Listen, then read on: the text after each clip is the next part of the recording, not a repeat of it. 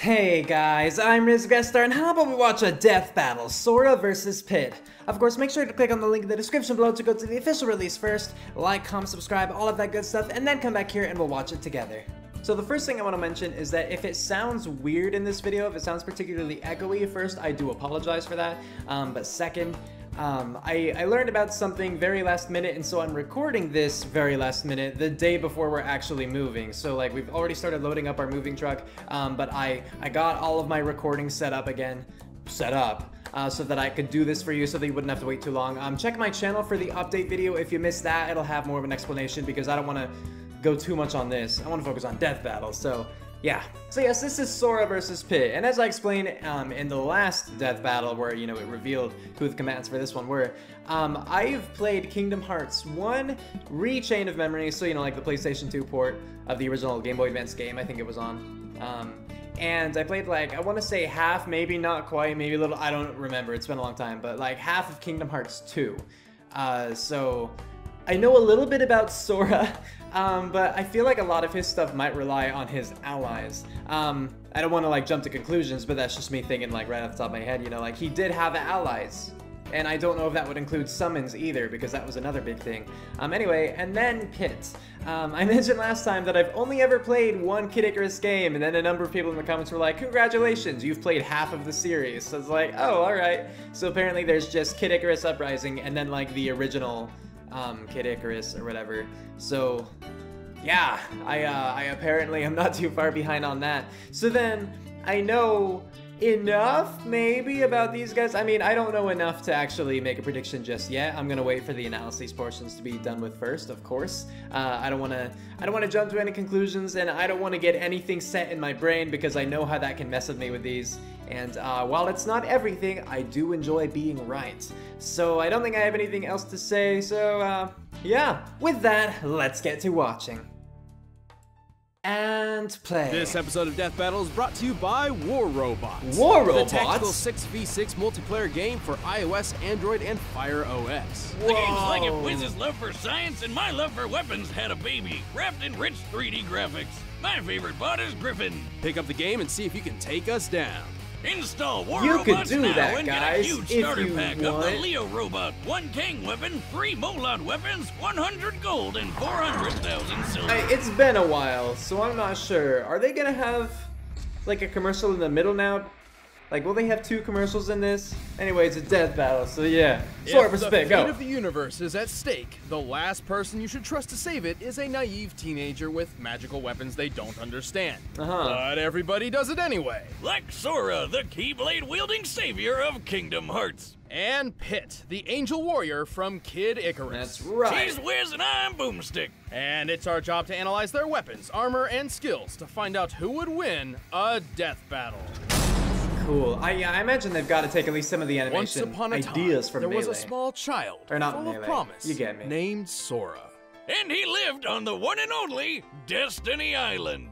Sora and his friends Riku and Kairi grew up honing their athletic skills by playing sports with Final Fantasy characters who don't judge Sora's fashion choices. Wait a minute, what the hell are Final Fantasy characters doing there? A hint of things to come. For the longest time, the residents of Destiny Island lived a peaceful life, but it wasn't long until a soulless embodiment of evil would invade the island. How tragic. This was the Heartless. But the arrival of these creepy crawlers wasn't the only surprise. Alongside the darkness came light in the form of a Keyblade, which is the key to fixing everything.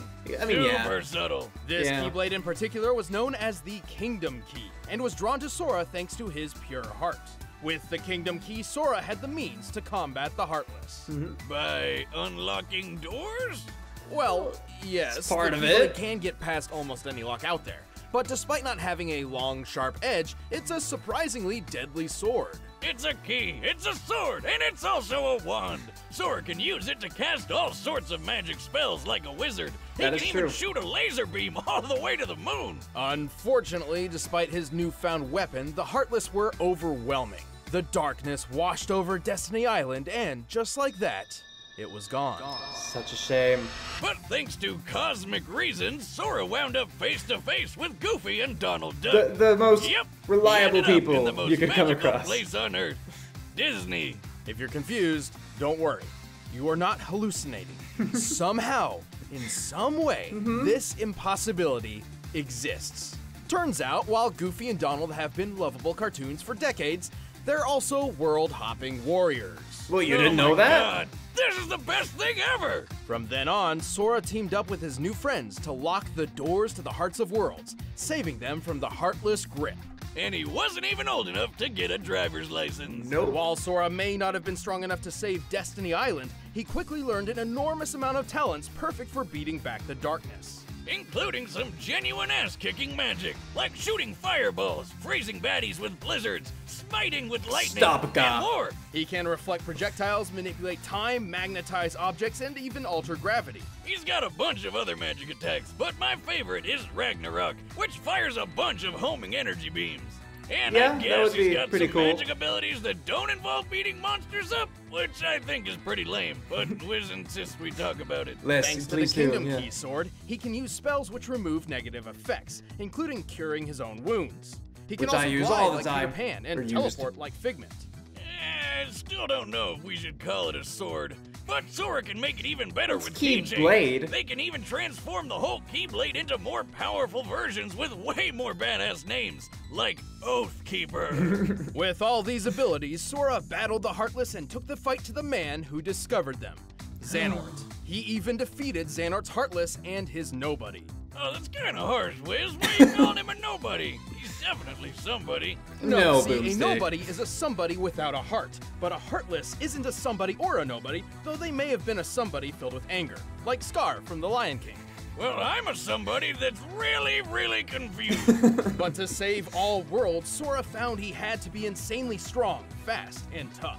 He's speedy enough to run up a building and quick enough to dodge magic lightning. Did Not they just slow that magic down then? Because they didn't Real look speedy legitimate enough. lightning from the sky, a feat which could only take mere milliseconds. Sora put all that speed to good use once by perfectly blocking hundreds of lasers from damn near every angle in just a few seconds.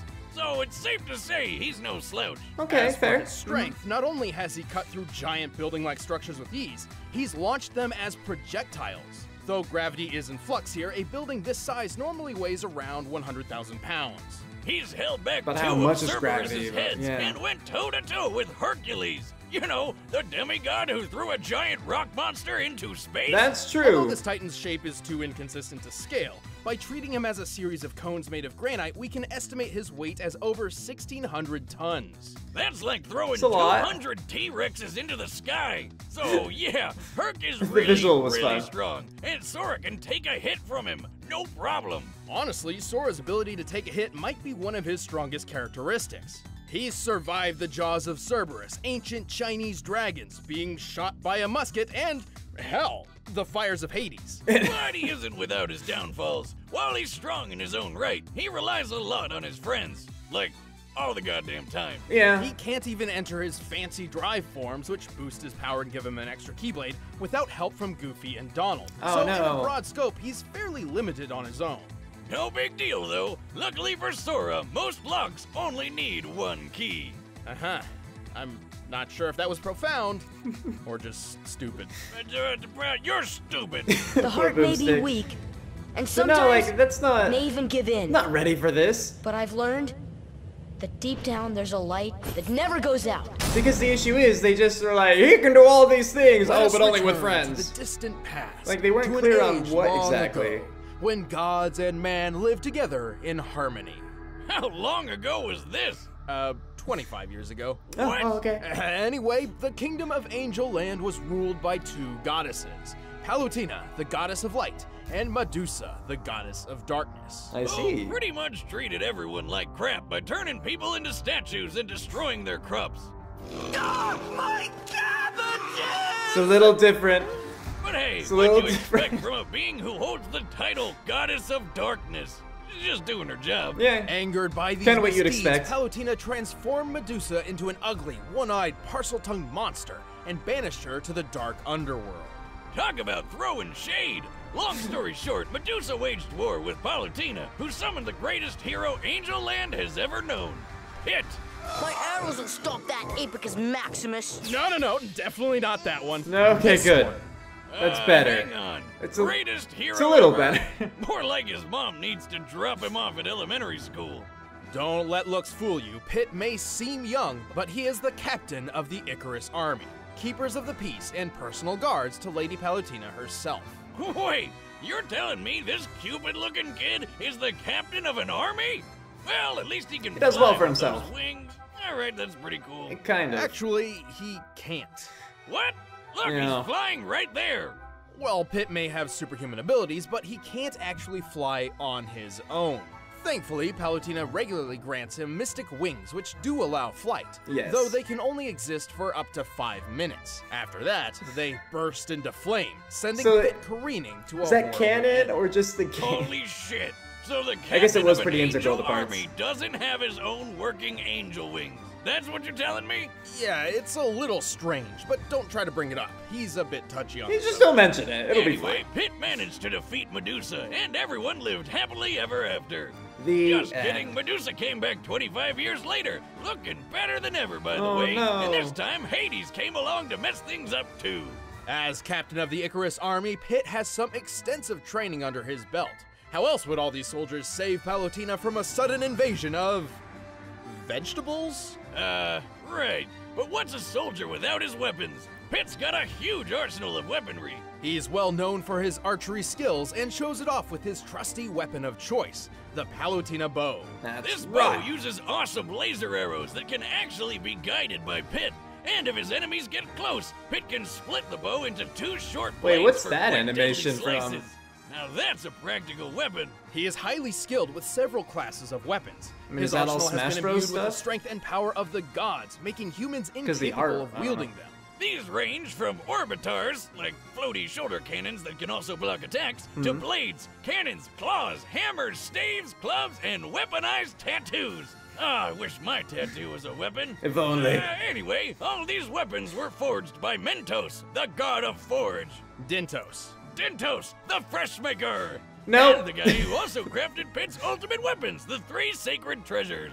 Hidden away in 3 sealed caskets, the sacred treasures consist of Angel Land's mightiest weapons, which can only be used by the most heroic and worthy of heroes. The mirror shield reflects projectiles. The wings of Pegasus give Pit unrestricted flight and improved speed. Finally. And the arrow of light is the ultimate weapon of the gods that can murder basically anything. The Arrow of Light is absolutely the deadliest weapon in Pit's arsenal, and increases in power based on Pit's own health and strength. And when all 3 treasures come together, Pit is granted the legendary Silver Armor.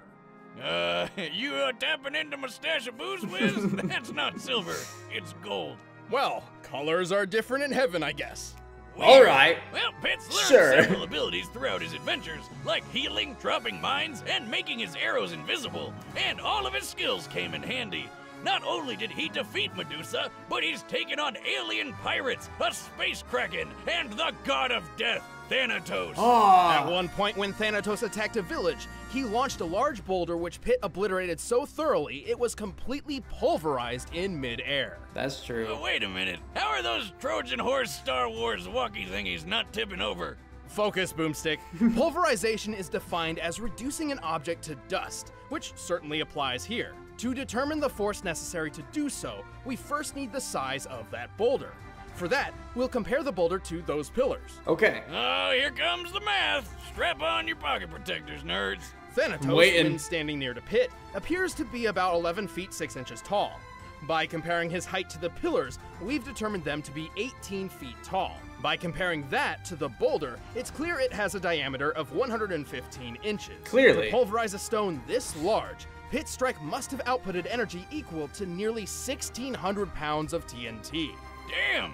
Little Okay. angel kid can dish it out. Pit's also incredibly quick. He was able to maneuver, react, and fly from the top of these clouds to the lunar sanctum in less than 40 seconds. Despite looking like one, that's no moon.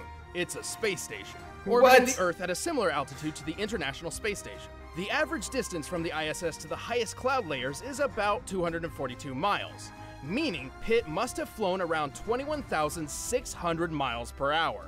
That's Mach 28. Suck it, Starman. Not only that, Pit dodged a laser which covered this distance in a fraction of a second, most likely moving a little over 90 million miles per hour. Oh my god, that not moon thing really is the Death Star. With Pit's superhuman durability, he's tanked hits from gods and taken falls that would turn any normal man into... An angel? Well, a dead man, yes. Yeah. In his final duel with Hades, the god of the underworld, Pit took a devastating blow that sent him plummeting at least 2,000 feet.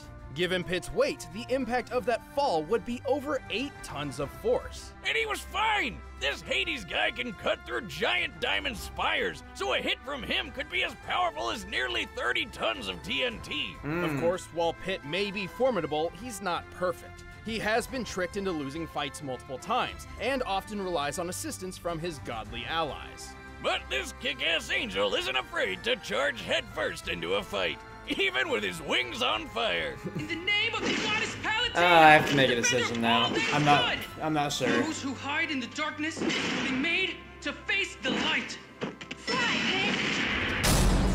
Okay. All right, the combatants are set. Let's end this debate once and for all. But first, all this talk about slicing vegetables... Oh, what do you is know? making craving It's a some heavenly commercial. food. Let's skip it. It's time for a death battle and pause. All right. Time to make my prediction. So I thought about it a little bit during the commercial, you know, and I think that I want to say that Pit will win. And trying to reason through it, like I wasn't sure for a long time, but I think some of the biggest things for Pit is, you know, like surviving the hit from Hades, and apparently Hades can destroy diamond, like huge diamond pillars, and with the hardness of diamond, I imagine that would be very difficult to do. And so if he could survive that, maybe that's similar to, you know, like Sora surviving the hits from Hercules and just kind of shrugging them off. And then Pit survived the fall from like 2,000 feet. Obviously there's terminal velocity in there, but still, like that's, you're definitely hitting that point. And, you know, like the flames of re-entry and everything like that. He has been tricked into, you know, losing in the past, and I can't say that that won't happen here because I think that Sora is pretty clever and quick on his feet and everything. They both rely on their friends, but I think that Sora does less so. They said that oftentimes he has to rely on his godly allies, and that's very true. But they also pointed out that he has like 3 sacred weapons. You know, one that gives him, you know, unlimited flight, so he doesn't need Palutena for that. You know, then there's the deflector shield, or whatever it's called, but you know, it deflects things, deflects projectiles. And then the bloody friggin' last thing. Oh, the arrow of light, or whatever it was, you know? And supposedly that's really powerful, especially against living things. And so I'm thinking that, you know, it might stand a good chance. With that deflector shield, it's very possible that Sora could like, you know, shoot a beam and Pit could deflect it. Something that I'm very concerned about, and this is what made me, I think, most concerned actually, like, for, you know, leaning toward Pit, is Sora's reaction time with how he was able to, you know, like, he beat the one dude who supposedly left lightning in the dust. He was able to, like, hit all of those lasers coming in. But then Sora was able, supposedly, to dodge lasers like that super fast, really powerful laser coming in too. And he's super fast, going like Mach 28 or whatever. Shoot.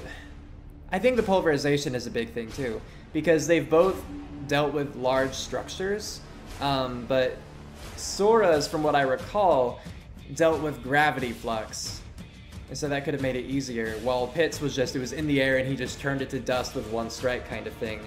But the gravity makes me think, like, that's in Sora's favor too, because he could, like, activate that and make it so, you know, Pit's stuck on the ground. But Pit has a large arsenal of weaponry. He's not limited to the sky. You know, he can fight hand to hand if he has to, I imagine. I mean, he has weapons that are, you know, suitable for that, so hopefully he has some training and that kind of thing. He definitely has more formal training if he's captain of the guard and everything like that, whereas Sora's just a 15-year-old kid who kind of just went out and, you know, started being a hero.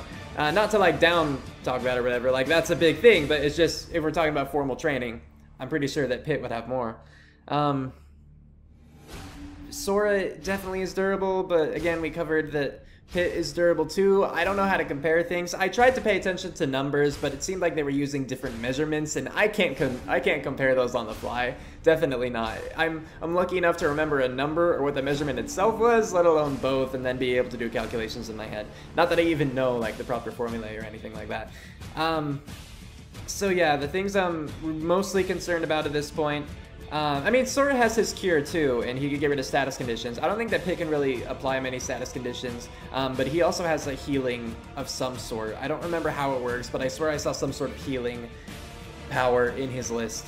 So, yeah, the main thing I'm worried about with Sora, his durability, his strength, because he is strong, and he does have his own, you know, arsenal of various kinds of Keyblades and magic and whatnot.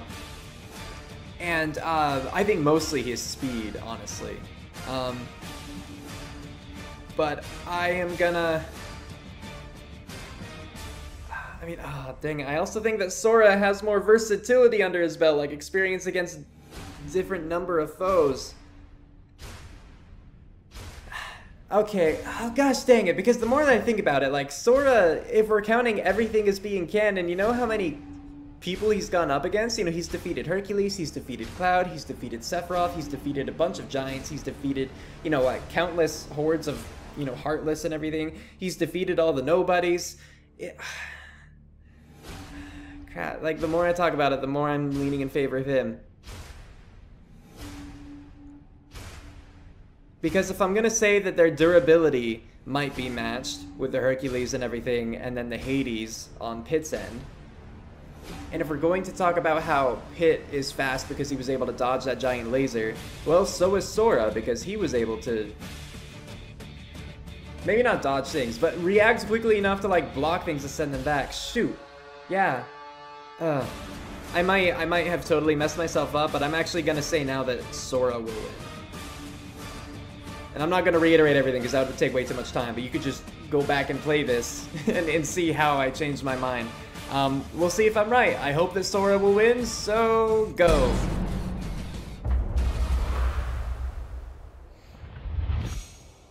Yahoo! Go get him, pal! He's so excited! So, whose rear am I kicking this time? Good luck, Sora. Please win for me. Sorry to keep you waiting.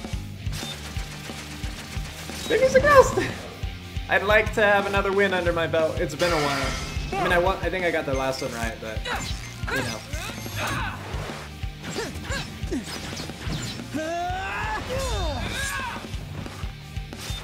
I just mean, like, we've seen how tough Cloud and Sephiroth and people like that are on Death Battle before. So if Sora's beating him, Take this. that's gotta be good. Whoa! Ha, I've seen candles that are scarier than you.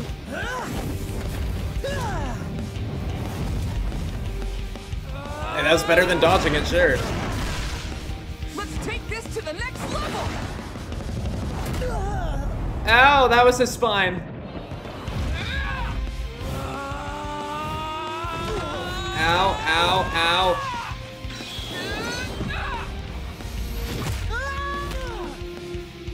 You okay, Sora?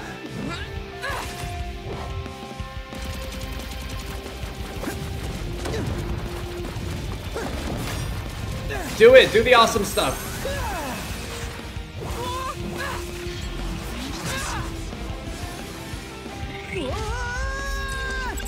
Uh-oh.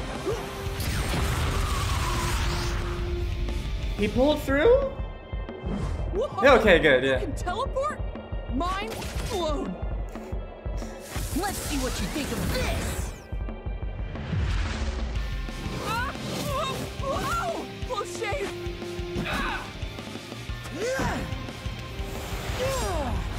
Kill him, Zora! Kill him!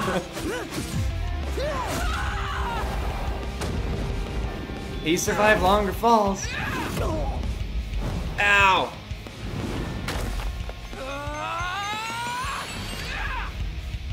Stop! Gah!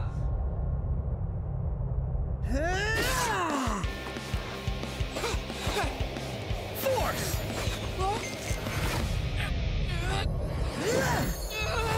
Was that gravity? But again, he still survived longer falls even if he did fall. Oh no, it's the silver armor! Time to end this. You said it!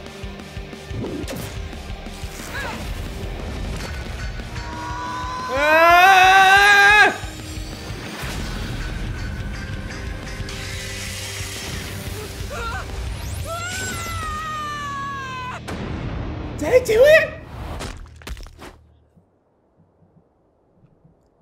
successfully turned it around! I mean, my prediction, I successfully turned my prediction around. That's one way to fly too close to the Sora, son. Pit may have had the advantage in flight and experience, but he couldn't beat Sora's strength, toughness, and speed. Pit may have dodged a laser moving 90 million miles per hour, but Sora's reaction speed was quick enough to dodge natural lightning. A lightning bolt's return stroke, which constitutes the bright flash, moves at around 220 million miles per hour, over twice as fast as Pit's. That, combined with his teleporting and time manipulation powers, meant Sora was just too quick for Pit to land very many big hits. Plus, when Sora shot that Keyblade beam to the moon, it took 1 second flat. That's 1.28 times the speed of light, much faster than anything Pit's reacted to before. Of course, Pit did have enough weapons to keep Sora busy, but Sora's impressive and wide-ranging magical arsenal provided multiple counters for pretty much anything Pit threw at him, including superior healing techniques. Hey, remember that building Sora cut through? Yes. Slicing it up like Swiss cheese was impressive enough, but this building was completely made of stone from top to bottom, and Sora cut through 7 at once. These buildings may have been composed of a modest stone like granite, which has a minimum shearing strength of 14 megapascals. Of course, yes. In comparison As we to all know. Sora's height, each building was about 23 feet tall. By measuring Sora's largest slash and the distance cut through all 7 buildings, we can determine Sora's striking energy to equal, at minimum, 78 tons of TNT. That's way more than Pit's boulder pulverizing feat. Gotcha. No wonder this guy beat Herc. Speaking of which, let's compare some of the strongest beings Sora and Pit have taken hits from. Okay. The amount of energy needed for Hercules to throw that rock titan into space had to have been around 24 megatons of TNT, whereas Hades strikes were equivalent to only 30 tons at best. So Pit had never survived anything close to Sora's strongest attacks. Just by numbers alone, Sora's strength, speed, and durability just outclassed Pit. And the Keyblade by itself had a way more impressive track record than any of Pit's weapons. You might say it was the key to this fight. And when we pit them together, one of them was bound to be a Sora loser. The winner is Sora. Claps for Sora. Thanks Now, for watching. Check out the exclusive commentary. they talk and then specifically next time. in the box right over there. Right. And thanks to McLeod Gaming for letting us use their sprites in this battle. You can check out their latest game and the music used in the battle in the links in the description. yes, next time on Death Battle. It's getting freaky, creepy. We're gonna... Really? Those two? Alright, Leon versus Frank. So I don't know Frank too well, but that's from friggin... I don't even remember the name right now, honestly. I played one of them a little bit, but it wasn't really my kind of game. I mean, it was fun. It was fun for a little bit, but I don't know. I guess maybe it was too goofy, and I actually got stuck on a part. I think I was like outside. It was an escort mission. It was dumb, and then people came in on like a jeep, and they were shooting at us with mounted guns. Like, what the heck? How do I don't know. That's the last thing that I remember about that game. But anyway. Resident Evil, that's pretty cool. I like Leon. Leon's cool. Yeah, totally. That wasn't sarcastic, I'm just trailing off. So, yeah, I look forward to that, and I absolutely hope that Leon will win. I absolutely hope that he will win. I'm not gonna make any guesses yet, or like try to figure out now. I'm just gonna wait to actually watch that death battle. So first to talk about this death battle, yeah, I was right, go me. So as always, I do like being right, because who doesn't, right, you know? And I'm really glad that I was able, because you know, at first, after thinking through it, like in the commercial and just after seeing the analysis portions, I was initially going to root for Pit, you know, I was thinking that Pit would win after seeing, you know, some of his later feats. You know, for the majority of his stuff, I was thinking that Sora had it, but then, particularly with Pit's latest things, and thinking over that, I started, you know, thinking in his favor. And, I was wrong, but I realized I was wrong. Like, the more I talked about it, the more, and you know, it absolutely could have been the opposite, you know, where I was right, and the more I talked about it, I just thought I was picking up on other things. So it's not like I'm a genius or anything, but I'm glad that I changed my mind, and you know, I went with what I really thought, you know, what I came to think was right. So I'm happy with how that turned out. As for the animation, really interesting animation. I liked the animation for the most part. for it being, you know, like 2D and whatnot, which again, my preference tends to be 3D. And so I just have to say that because there is going to be bias, like, inherently. But I did like it. I thought that it was good. I thought that the sound design was nice, so it actually felt like things had impact. I was a little concerned about the pacing at first, and maybe it was off in, you know, some areas, but I think, well, I was afraid that it would end too soon. It seemed like they were building up for that, because there were a lot of, like, powerful hits happening back and forth, and, you know, oftentimes those are saved for the end, like the big combo hits and stuff. So I was afraid that they were ending it. But no, then just another string of combos would come out, and then another string of combos and that kind of thing. So a little interesting in the death battle sort of animation formula, but not, I guess, inherently bad. Yeah. Interesting in this one how they switched the animation, like the style. I know that they've done that in the past, but I feel like they did it quite a bit in this one, you know, with Sora at the very beginning, like looking at, you know, Pit entering the arena. Excuse me. And then, well, I mean, you saw it a number of times with the stop power and that kind of thing. Yeah, like I can't say that I absolutely loved how that always looked, but I didn't think that it detracted from it necessarily. I mean, like, you can't necessarily have the sprites that cover all of that, especially if you want cool, dynamic, cinematic angles. So I understand.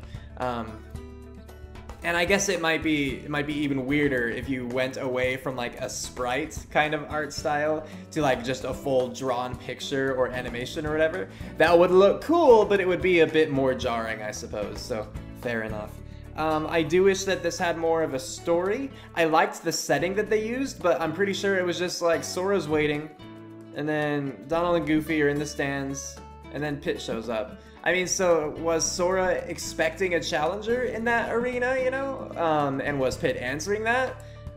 Because maybe there was a story and it was just very small and I missed it, but it just kind of seemed like he was there and then Pit showed up and it's like, all right, let's fight, you know? And that's always just, like, I get it, because it's shorter and you want it to stay short, whatever, but I personally like to have a reason for the two to fight.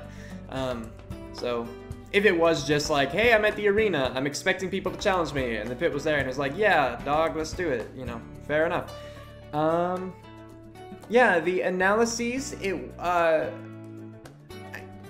always hard to say things about this, unless I feel like I don't think they're ever going to top the whole, what was it? I forget, but it was in, you know, like, the Soul Death Battle. Can't even remember. But it was the funny thing that was based on, you know, who's on first, what's on second. And that was just, it was like the funniest analyses. And that wasn't my favorite death battle by any means, you know. I thought the fight was a little bit lacking, I think, at least looking back on it now. But, you know, that was great in the analysis portion. And I realize, of course, that a lot of that has to do with the material that they have to work with. You know, in this case, they had Kingdom Hearts and then Kid Icarus. Maybe there isn't a ton of hilarious stuff, but I still did, you know, chuckle a number of times for sure. So they are able to make it humorous regardless, but it wasn't like standout funny. Like, it was as funny as I expect death battles to typically be. So, like, kudos. Just nothing much to talk about in that regard, I suppose, unless I'm going to go on this kind of tangent like I am right now. And I guess I could say that it did tell me enough information to figure it out, but not confidently. And I think part of that is, like I said during the prediction, because they were using, like, different measurements, which I guess does make sense, because if you have something too small, you wouldn't want to, like, make it too obvious by saying, like, 1.6 tons compared to the obviously, like, 1,000 tons kind of thing, or whatever. And so that it definitely makes it less clear, but in this case, I can't really fault it too much for that. There are definitely times in previous death battles where I do fault them for, like, withholding information. I can't really say the same in this case, though. Like, it was there, or it was ambiguous. So the information was there, but it was ambiguous, rather. So, yeah. I don't think I have anything else to say on this one. Again, I'm looking forward to Leon versus Frank. So I hope that you guys are looking forward to that too. And I hope that you enjoyed this death battle. Let me know what you thought about it in the comments below. Whether you liked it, whether you disliked it, what you thought about this or that, etc., so on and so forth. Just remember not to be terrible people. Let's all be civil, because why not? And again, if you're curious about what's going on in my life right now, check out the update video that should have been posted before this one. Not like the same day, but just like check my channel. You know how YouTube works. With that, we're calling it here.